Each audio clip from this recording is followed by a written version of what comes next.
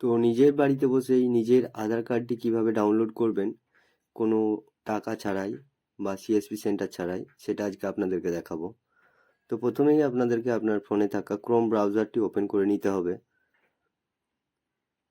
Chrome ব্রাউজারটি open করার পর আপনাদেরকে সার্চ অপশানে লিখতে হবে myAadhar.udai.gov.in।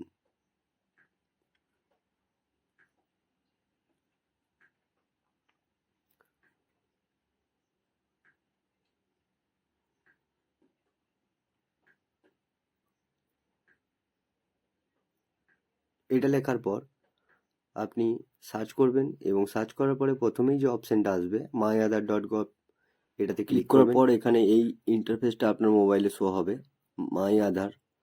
তো দেখতেই পাচ্ছেন এখানে লেখা আছে ওয়েলকাম টু মাই আধার। এরকম একটা ইন্টারফেস খুলে আসার পর আপনাকে যে কাজটা প্রথমেই করতে হবে সেটা হচ্ছে ওয়েলকাম টু মাই আধার, এখানে লগ ইন লেখা থাকবে।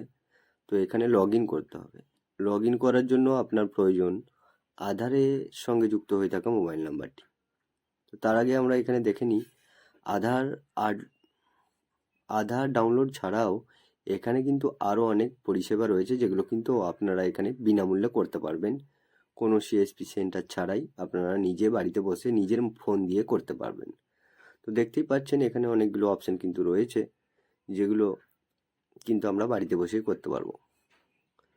বর্তমান সময়ে ডকুমেন্ট আপডেট, এই যে অপশানটা দেখছেন, এটা কিন্তু এখন খুব গুরুত্বপূর্ণ একটা আপডেট চলছে, যে আপনার আধার কার্ডের সঙ্গে যে কোনো একটা অ্যাড্রেস প্রুফ হিসাবে যে কোনো একটা প্রমাণপত্র দিতে হবে, চাই সেটা আপনার প্যান কার্ড হোক কিংবা ভোটার কার্ড হোক। তো আপনারা সময় থাকতে এটা করে নেবেন। এখন আপাতত এটা বিনামূল্যে হচ্ছে।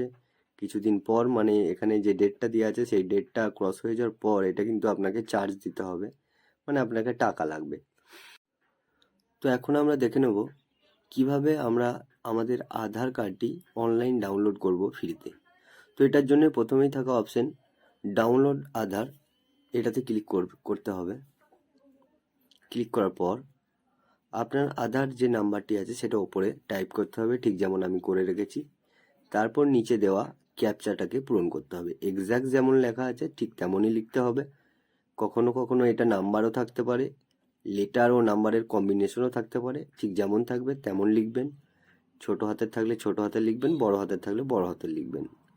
এটা লেখার পর সেন্ড ওটিপি করবেন। তারপরে ওপরে একটি সবুজ রঙের পপ আপ আসবে, যেখানে লেখা থাকবে OTP successfully dispatch to your Aadhaar register mobile number. তো আপনার আধারের সঙ্গে যে মোবাইল নাম্বারটি রেজিস্টার করা আছে সেই নাম্বারে কিন্তু একটা ওটিপি সেন্ড করা হবে। তো তারপর সেখান থেকে ওটিপিটা সংগ্রহ করে এখানে এন্টার ওটিপি লেখা আছে, যেখানে কিন্তু আপনাকে ওটিপিটা বসাতে হবে। ঠিক যেমন আমি বসিয়ে দিলাম, এখানে ওটিপিটা বসিয়ে দেওয়ার পর ভেরিফাই অ্যান্ড ডাউনলোডে ক্লিক করবেন। তারপর কিছুক্ষণ বাফারিং হবে, তারপরেই কিন্তু আপনার ফাইলে সেটা ডাউনলোড হয়ে যাবে। আপনার মোবাইলে যেটা ডিফল্ট ডাউনলোডার আছে সেখানে কিন্তু ডাউনলোড হয়ে যাবে। তো যাই হোক, এটা আপাতত ডাউনলোড হয়ে গেছে, দেখতেই পাচ্ছেন এখানে লেখা আছে। তো যাই হোক, আর একটা কথা, এটা কিন্তু একটা পিডিএফ ফরম্যাটে আপনার ফোনে থাকবে। তো সেটা খুলতে গেলে বা ওপেন করতে গেলে কিন্তু একটা পাসওয়ার্ড চাইবে।